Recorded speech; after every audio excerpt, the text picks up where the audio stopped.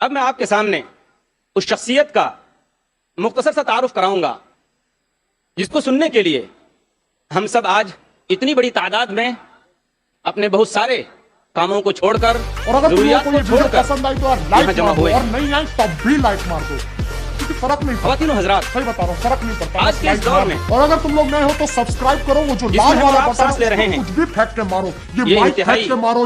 پرآشوب اور پرفتن دور ہے. آج اسلام کو بہت سارے چیلنجوں کا سامنا ہے. اسلام دشمن طاقتوں کی دشمنی کا ایک پہلو یہ بھی ہے کہ اگر مسلمان رسمی اسلام کو نہیں چھوڑتے تو نہ چھوڑیں، مگر وہ مسلمان بھی نہ رہیں.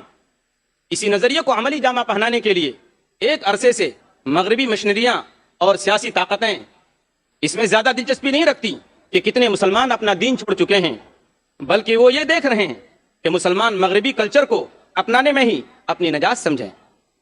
اسی سوچ کے تحت سیاستداں، سرمایہ دار، اسکالر، مفکر اور پادری، بشپ اور فادر اور دوسرے بہت سارے ناموں کے ساتھ اسلام کے خلاف، قرآن کے خلاف برسر پیکار ہیں اور دن رات اسلام کے متعلق غلط فہمیاں اور شکوک و شبہات پھیلانے میں مشغول اور مصروف ہیں. کبھی سائنسی تحقیقات کی آڑ میں قرآن اور اسلام پر حملہ کیا جاتا ہے تو کبھی سماجی و اخلاقی حوالے سے اس کی تعلیمات کا مذاق اڑایا جاتا ہے. مگر جیسا کہ قرآن میں اللہ تعالیٰ نے کھول کھول کر بیان کیا ہے کہ لِيُظْهِرَهُ عَلَى الدِّينِ كُلِّهِ، یہ وہ دین ہے جو تمام ادیان پر، تمام مذاہب پر غالب ہو کر رہے گا. جیسا کہ کسی شاعر نے کہا ہے کہ اسلام کی فطرت میں قدرت نے لچک دی ہے، اسلام کی فطرت میں قدرت نے لچک دی ہے، اتنا ہی یہ ابھرے گا جتنا کہ دبائیں گے. اور فانوس بن کر جس کی حفاظت ہوا کرے وہ شمع کیا بجھے جسے روشن خدا کرے. اور اس کا منظر بارہا ہمارے اور آپ کے سامنے آتا ہے. ہم اخبارات میں پڑھتے ہیں کہ 9/11 کے بعد جن لوگوں نے اسلام کو بدنام کرنے کی خاطر یہ منصوبہ رچا اور یہ پلاننگ کی، ان کو منہ کی کھانی پڑی.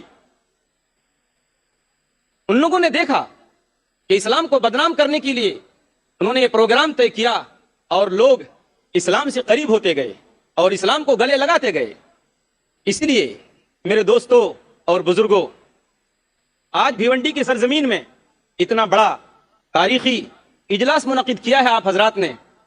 بے شک مبارک ہو آپ کو یہ میزبانی کہ آپ نے اتنے مہمانوں کو بلایا ہے اور ان کو دعوت سخن دی ہے کہ وہ اسلام کے نام پر، دین کے نام پر، قرآن کے نام پر اور مذہب کے نام پر ایک آواز پہ لبیک کہیں اور بھیونڈی کی سرزمین میں جمع ہو کر اس کی گواہی دیں کہ واقعی ہم کو، آپ کو، ہر مسلمان بچے کو، ہر مسلمان بچی کو اسلام سے لگاؤ ہے، اسلام سے پیار ہے، اسلام سے محبت ہے، اسلام سے دلچسپی ہے. اور ہماری اور آپ کی عظمت کا راز صرف اسلام کے اندر اور مسلمان ہونے کی حیثیت سے چھپا ہوا ہے.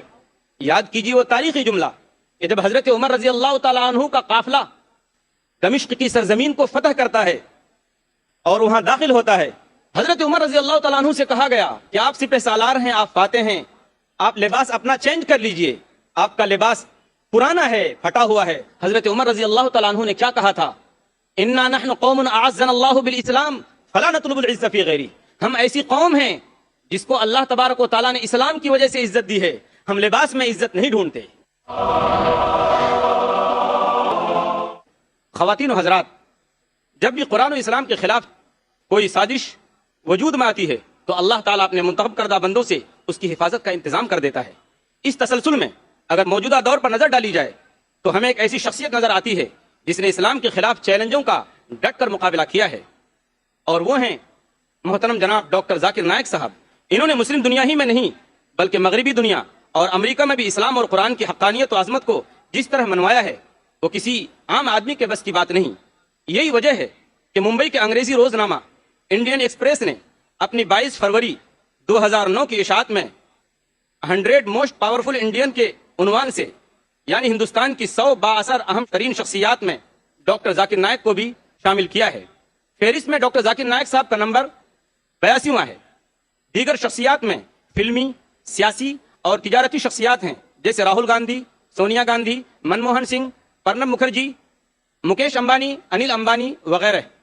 इसके अलावा इसमें रूहानी और मजहबी पेशवाओं की फहरिस्त भी जारी की गई है। टॉप 10 स्पिरिचुअल गुरुज के उन्वान से शायद 10 रूहानी व मजहबी शख्सियात में भी डॉक्टर जाकिर नायक का नंबर तीसरा है।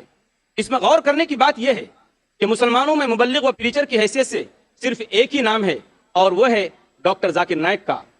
और इससे ज्यादा गौर करने की बात यह है कि 10 गुरुओं में कोई शंकराचार्य, कोई बिशप या फादर, कोई मजहबी प्रीचर नहीं।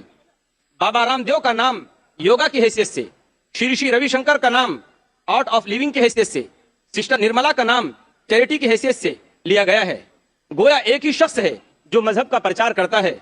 वो कोई हिंदू नहीं, वो कोई क्रिश्चियन नहीं, बल्कि मुस्लिम है, और वो हैं डॉक्टर जाकिर नायक साहब।